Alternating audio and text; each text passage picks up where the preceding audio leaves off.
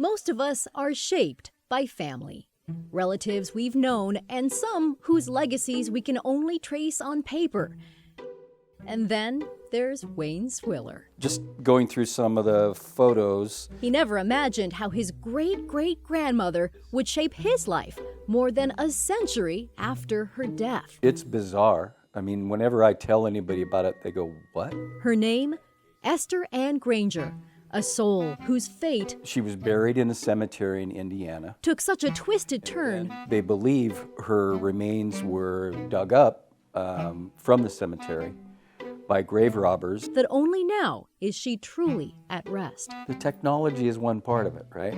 The other is people who care. It started last spring with a phone call to Wayne's home in Camas. His wife, Marge, answered. They said, hi, this is so-and-so from the Kane County Coroner's office. Kane County, that's just outside Chicago. She asked if Wayne Svilar lived here. I said, yes. The coroner told Marge about a possible cold case in Batavia, Illinois, dating back to 1978. It made headlines in the Batavia Chronicle. Human bones found in home. Remodeling holds surprises. In this old house, behind a plaster wall, homeowner Martha Skinner discovered this partial skull and a lower jawbone. Said Martha to reporters, "When I first found it, I was hysterical. I could tell it was human because of its size, and I just freaked out." Police concurred. They figured the bones had fallen there from the attic, but whose were they?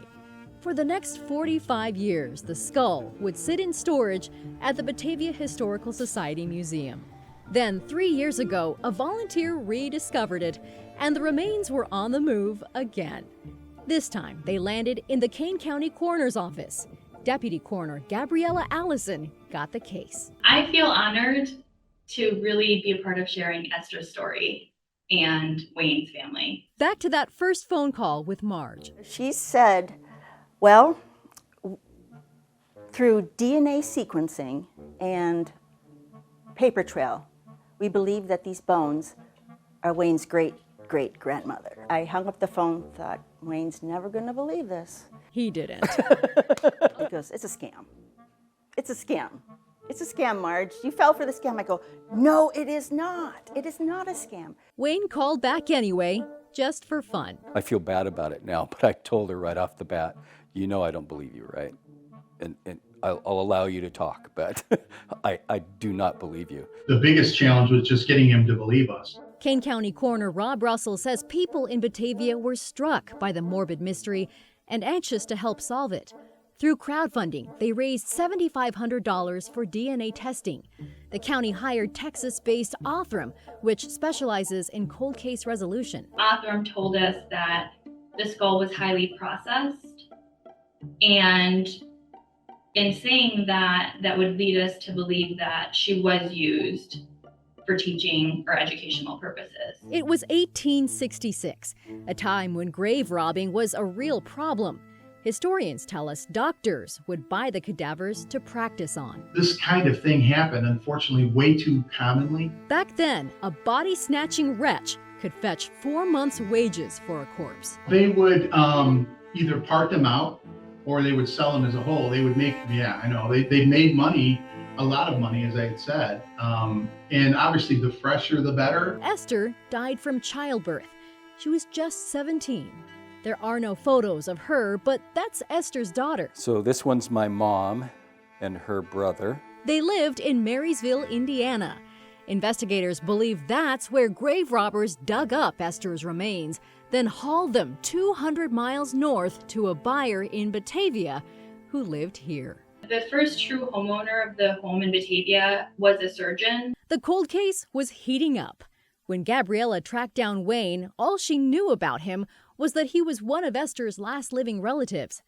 But sometimes the story just writes itself. And I said, do you know what Wayne used to do? Because she was talking about cold case and DNA technology. And I said, he used to work with cold case at the Portland Police Bureau. And she's like, you're kidding. Wayne helped launch Portland's cold case unit.